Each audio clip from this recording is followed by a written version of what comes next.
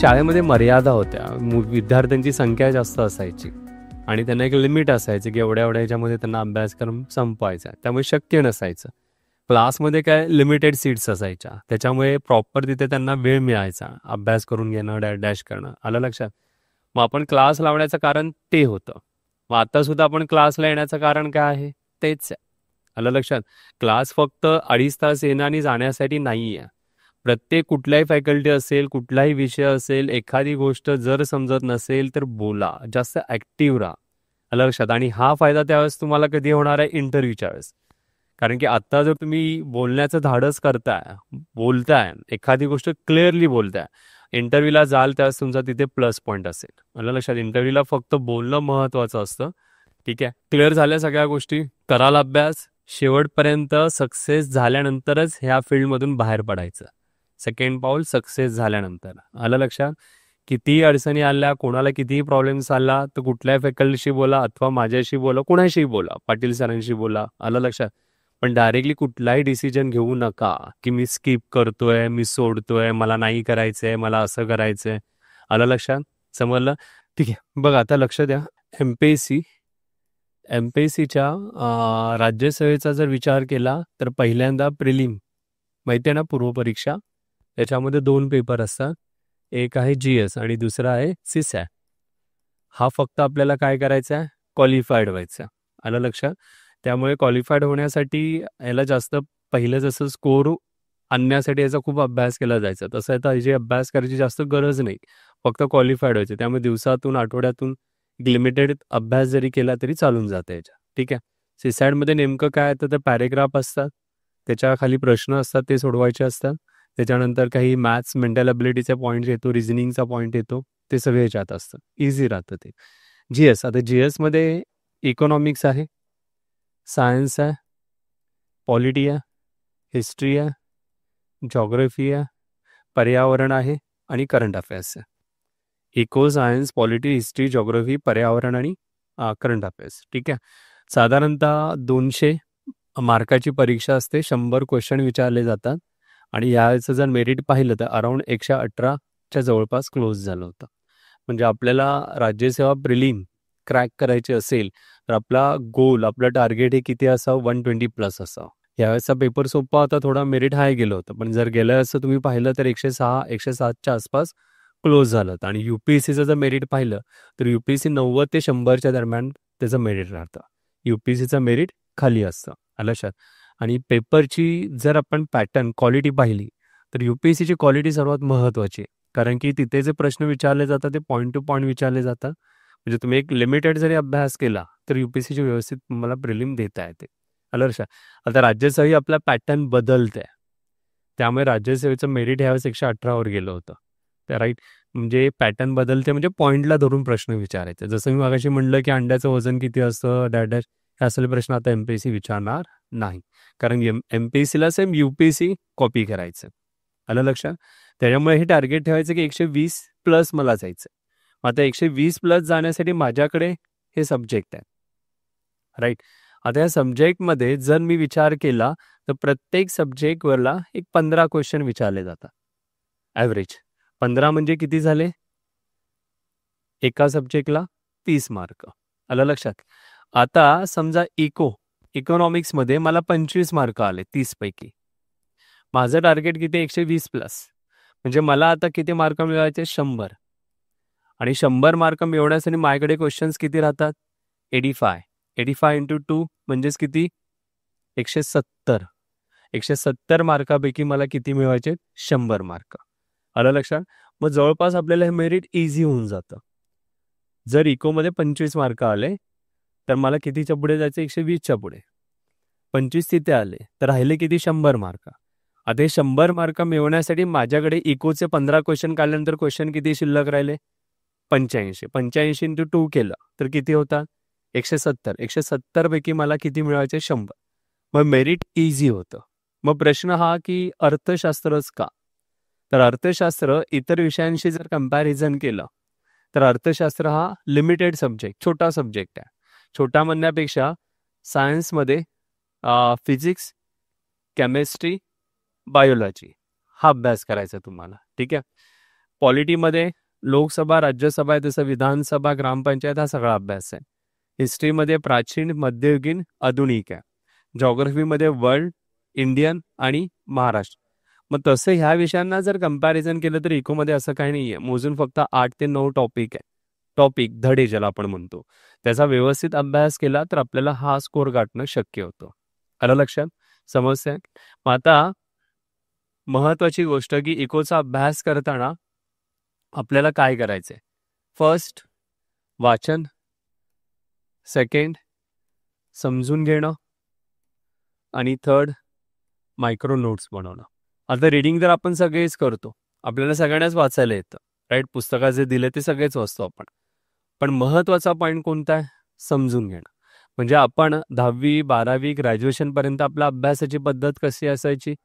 फक्त पाठ करणं, समजून घेण्याचा काही संबंध नसायचा. आलं लक्षात? गाईड असायचे, गाईडमधले आपण रट्टा मारायचो, एक्झामला जायचो. पण आता ते अभ्यासाची पद्धत आहे ती चेंज करा, बदला. इथे अभ्यास करताना ह्या पॉईंटला जास्त वेटेज द्या. म्हणजे एमपीसीचा अभ्यास हा फक्त 3 पिलरवर अवलंबून आहे. हे 3 पिलर कोणते? रीडिंग, समजून घेणं आणि मायक्रो नोट्स. मग आता रीडिंग, समजून घेणं, मायक्रो नोट्स याचा अर्थ काय होतो? की समजा एक एक्झाम्पल देतो, यूपीएससीचाच प्रश्न हा, 2020 यूपीएससी एक्झाम मधला हा प्रश्न. मग हा प्रश्न आहे. आता ह्या प्रश्नाचं उत्तर आपल्याला कसं, मी शिकवत नाहीये, फक्त अभ्यास कसा करायचा आहे याचं एक एक्झाम्पल देतोय. हे क्वेश्चन आहे, हा त्याच्यावर आलेला प्रश्न आणि त्याच्या खाली पुन्हा पर्याय असतात, ए आणि बी, सी आणि डी, वरीलपैकी सर्व, यापैकी नाही, वगैरे वगैरे. ठीक आहे. आता हे एक डेफिनेशन, रुपयाचे अवमूल्यन. बघा डेफिनेशन काय दिली की आंतरराष्ट्रीय बाजारात परकीय चलनाची तुलना केली असता रुपया स्वस्त होतो किंवा रुपयाचे मूल्य काय होतं? कमी होतं. यालाच काय म्हटलं आता? रुपयाचे अवमूल्यन. समजलं? आता हे वाचायचं आणि वरच्या प्रश्नाचं उत्तर द्यायचं. ट्राय करा बरं, वाचून प्रश्नाचं उत्तर द्यायचं. काय उत्तर येईल? म्हणजे फक्त बी राईट आहे. सगळ्यांचं तेच आहे. आलं लक्षात? चूक तर चूक, बरोबर तर बरोबर, नाही समजत तर नाही समजत, गप्प राहू नका, ऍक्टिव्ह राहा जास्त. उत्तर काय? बी आणि डी. सगळ्यांचं तेच आहे. वेगळं कुणाचं आहे? अर्थव्यवस्थेत रुपयाचं अवमूल्यन या संदर्भात कोणता पर्याय योग्य आहे? ए आणि डी हे. ठीक आहे. म्हणजे एकाने सांगितलं बी आणि डी, ए आणि डी. अजून अजून कोणाला सांगायचंय? झालं फायनल सगळ्यांचं? ए सी डी झालं. अजून कोणाला नाही सांगायचंय? क्लिअर आहे? उत्तर काय येणार आहे मग याचं? बी आणि डी, ए आणि डी आणि ए, सी आणि डी. समजलं? काय डाऊट्स आहेत? काही क्वेश्चन आहे? काही विचारायचंय? काहीच नाही. बरोबर ना? समजलंय? समजलंय. बरोबर ना? मी काय म्हटलं? एकदम बिंदास राहा. बघा ऍक्च्युअल आता इथे तुम्ही फक्त वाचन करताय, रीडिंग करताय, राईट? ती डेफिनेशन समजून नाही घेत आहे, फक्त तुम्ही काय करताय? वाचून घेतली की आंतरराष्ट्रीय बाजारात. अशा वेळेस ज्यावेळेस तुम्ही प्रश्न सोडवता त्यावेळेस प्रश्न चुकण्याचे चान्सेस काय असतात? जास्त असतात. मग आपल्याला ही डेफिनेशन समजून घ्यायची. म्हणजे नेमकं काय करायचं? की समजा $1 ₹80. एका डॉलरचा सध्याचा रेट किती आहे? 80, ₹90 आणि ₹70. आता 80चे 90 झाले, सध्या रेट किती आहे? ₹80. 80चे 90 झाले किंवा 80चे 70 झाले, तर यापैकी कशाला म्हटलं जाईल की रुपया स्वस्त झाला? रुपया 90 झाल्यावर की 70 झाल्यावर? आंबे. आंबे. आता $1 घेऊन बाजारात गेलात, किती आंबे आले? 80 आंबे आले. $1 घेऊन बाजारात गेलात, 90 आंबे आले, 70 आंबे आले. आता घरी जाऊन केव्हा म्हणाल की आंबे स्वस्त मिळाले?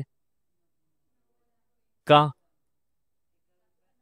कारण इथे 10 आंबे काय मिळाले? एक्स्ट्रा. म्हणजे घरी जाऊन तुम्ही म्हणाल की आंबे स्वस्त मिळाले. बस तेच लॉजिक रुपीजच्या बाबतीत आहे की $1 दिला की किती रुपीज येत होते? 80. आता $1 दिला की किती रुपीज येतात आहे? 90. म्हणजे ₹10 एक्स्ट्रा येतात आहे. मग त्याला म्हणायचं रुपया काय झाला? स्वस्त झाला. लक्षात? आणि 80चे 78 झाले, 75 झाले, 70 झाले की त्याला म्हणायचं रुपया काय झाला? महाग झाला. येते लक्षात? म्हणजे 80च्या 85 होत असतील, 85च्या 90 होत असतील, तर त्याला कोणता शब्द वापरायचा? स्वस्त. आणि 80चे 75 आणि 70 65 होत असतील, तर त्याला कोणता शब्द वापरायचा? महाग. आलं लक्षात? आता मला सांगा की एखादी गोष्ट जर मार्केटमध्ये जास्त आली तर त्याची व्हॅल्यू वाढते की कमी होते? आलं लक्षात? समजा तुम्ही दिवस रात्र एखाद्या व्यक्तीला व्हॉट्सअप करत राहिला, दिवस रात्र, good morning, good afternoon, dad dad dad, मग तुमची व्हॅल्यू राहिली का त्याच्यासमोर? कमी झाली. राईट. तसं एखादी गोष्ट मार्केटमध्ये जास्त आली की त्याची व्हॅल्यू काय होते? कमी होते. तसं रुपया 80चा 90 होते, रुपया स्वस्त होतोय म्हणजे रुपया अर्थव्यवस्थेत जास्त येतोय. मग जास्त येत असल्यामुळे रुपयाची व्हॅल्यू काय होणार आहे? कमी होणार आहे. म्हणजे रुपया स्वस्त होत असेल तर रुपयाची व्हॅल्यू सुद्धा काय होते? कमी होते. रुपया महाग होत असेल तर रुपयाची व्हॅल्यू काय होते? वाढते. इथपर्यंत कळालंय? समजलंय? आता इथे क्वेश्चनमध्ये पहिला शब्द काय होता? परकीय चलनाच्या तुलनेत रुपयाचे मूल्य वाढते. तर अवमूल्यनाच्या काळात रुपयाचं मूल्य काय होते? कमी होते.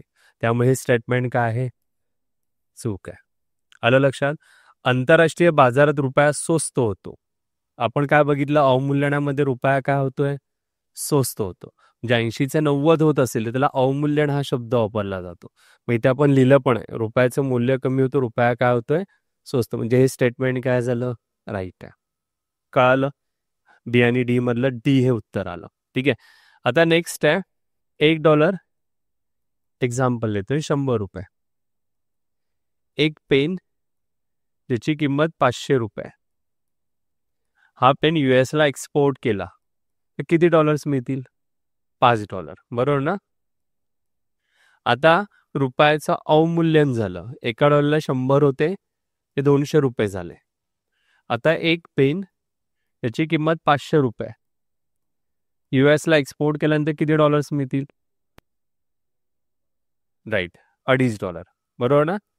म्हणजे जिथे पेन US ला $5 मिळत होता तिथे पेन हा कितीला मिळतोय आता? म्हणजे पेन US मध्ये स्वस्त मिळतोय, पण लोक जास्त खरेदी करतील की कमी खरेदी करतील?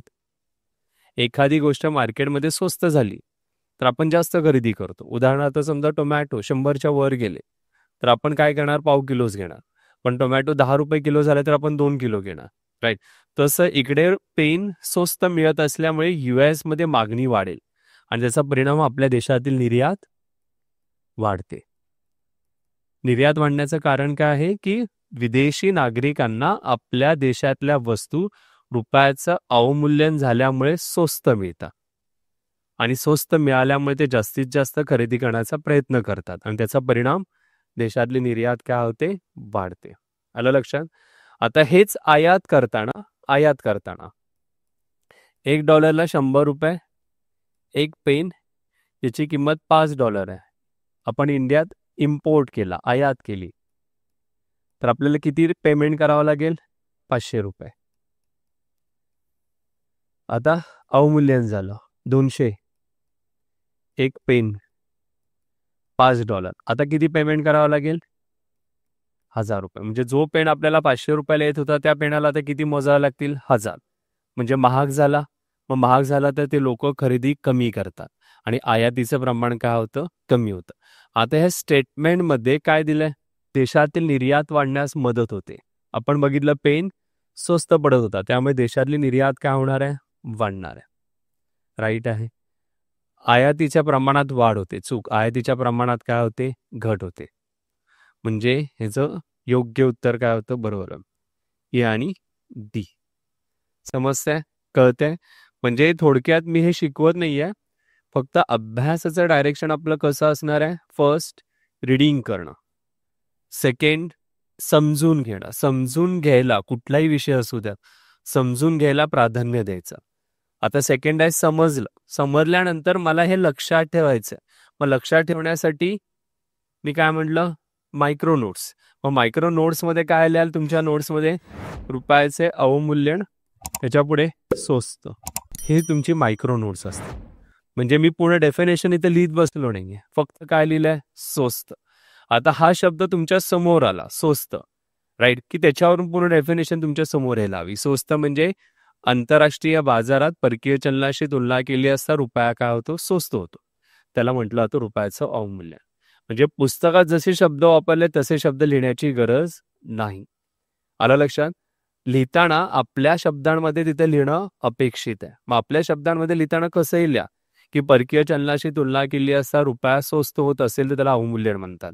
आंतरराष्ट्रीय बाजारात विदेशी चलनाशी तुलना केली असता रुपया स्वस्त होत असेल तर त्याला अवमूल्यन. कसंही लिहा, पण शब्द कोणता महत्वाचा आहे? स्वस्त. म्हणजे हा शब्द तुम्ही माइंडमध्ये सेट केला. 2 महिन्याने 4 महिन्याने जरी प्रश्न विचारला तर या स्वस्तावरून तुम्हाला ती पूर्ण डेफिनेशन समोर यायला हवी.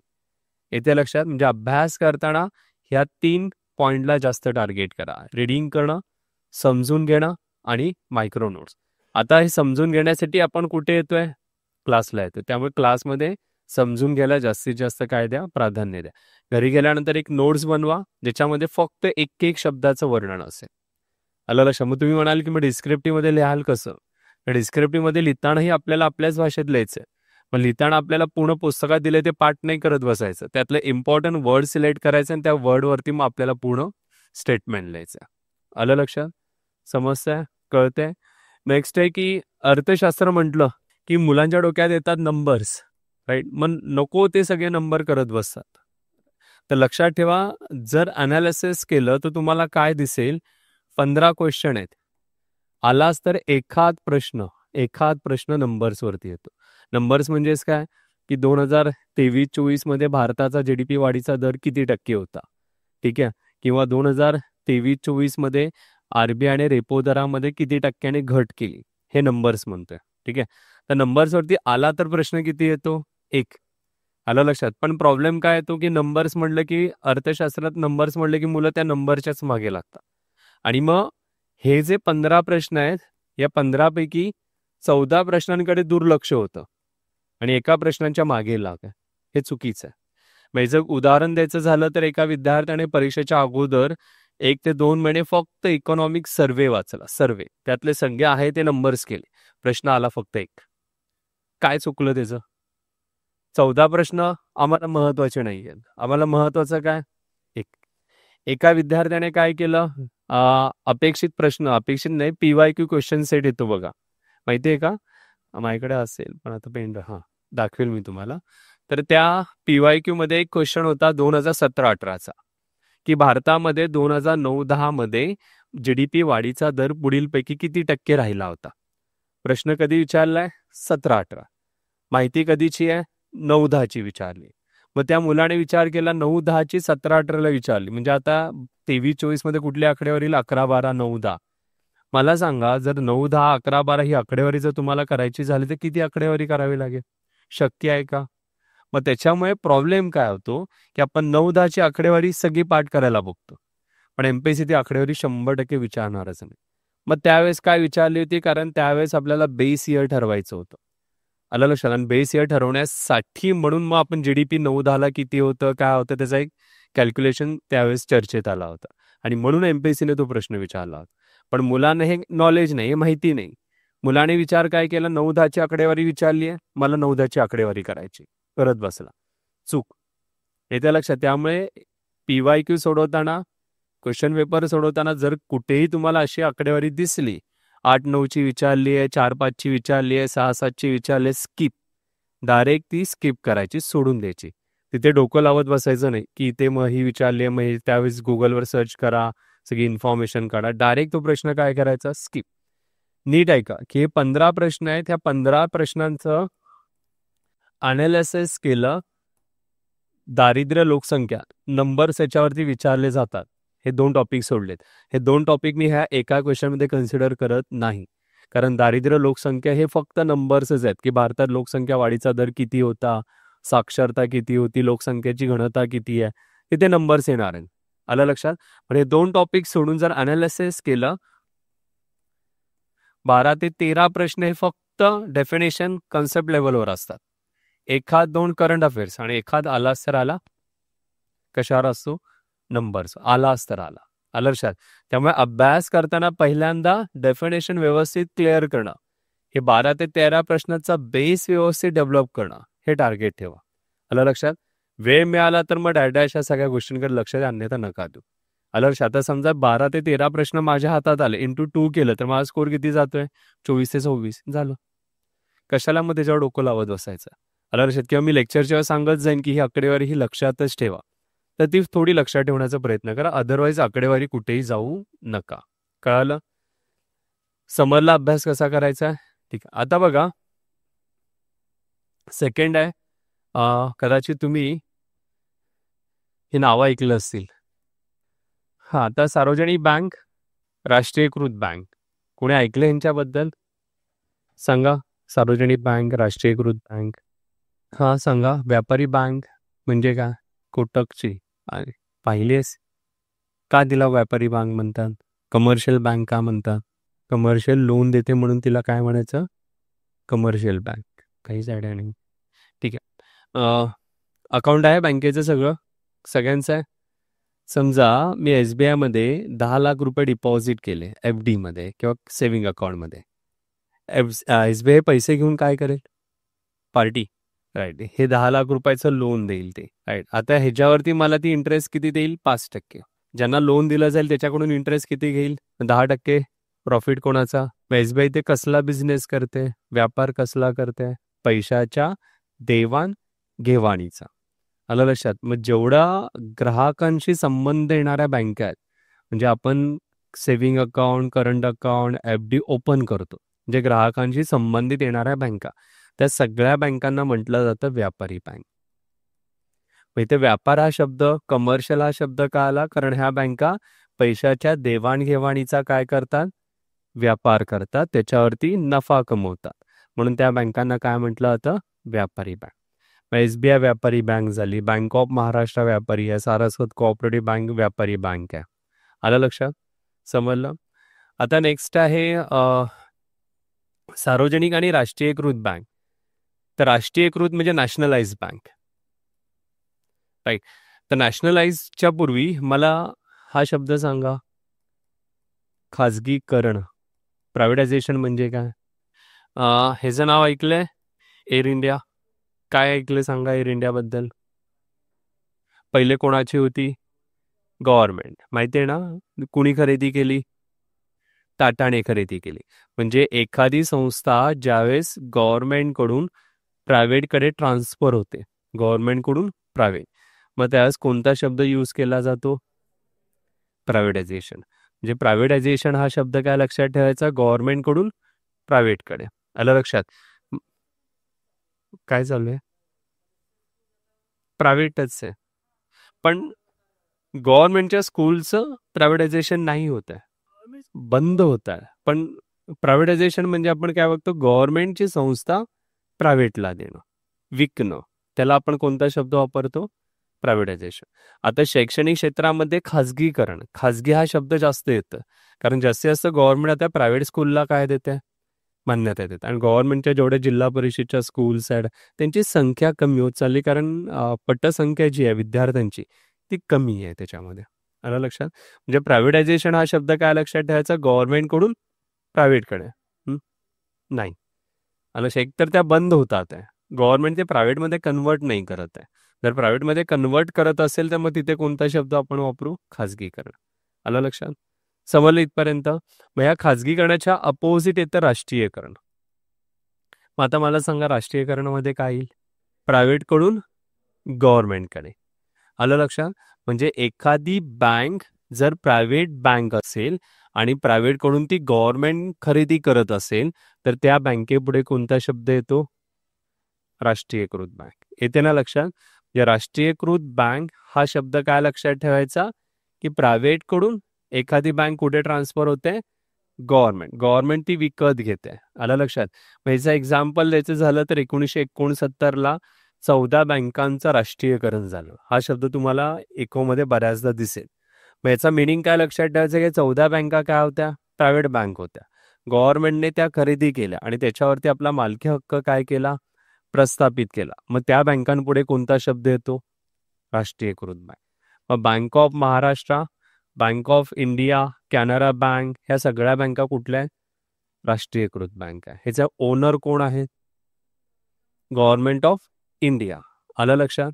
का? कारण गव्हर्नमेंट ऑफ इंडियाने त्या काय केल्यात? खरेदी केल्या. मग राहिला कोणता शब्द? सार्वजनिक बँक. मग सार्वजनिक बँक म्हणजे ज्या बँकेची स्थापना ही गव्हर्नमेंट ऑफ इंडियाद्वारे होते. स्थापना कुणी केली आहे? भारत सरकार. मग त्या बँकेपुढे कोणता शब्द येतो? जे दोघांमध्ये कॉमन काय दिसतं की ओनर, मालक कोण आहे? Government of India. पण दोघांमधला फरक काय? की जी बँक प्रायव्हेट कडून गव्हर्नमेंटकडे येते ती राष्ट्रीयकृत झाली, आणि जी बँक भारत सरकारद्वारे स्थापन होते, प्रायव्हेट कडून गव्हर्नमेंटकडे नाही आले, कोणाद्वारे स्थापन झाली आहे?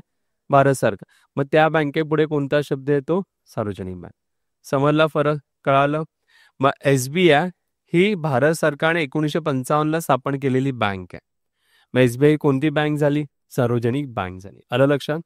पण आता लेटस 2017 मध्ये SBI मध्ये एकूण 5 संलग्न बँका विलीन करण्यात आला. संलग्न म्हणजे SBI शी असोसिएटेड असणाऱ्या बँका, रिलेटेड असणाऱ्या बँक. मग ह्या बँका कोणत्या होत्या?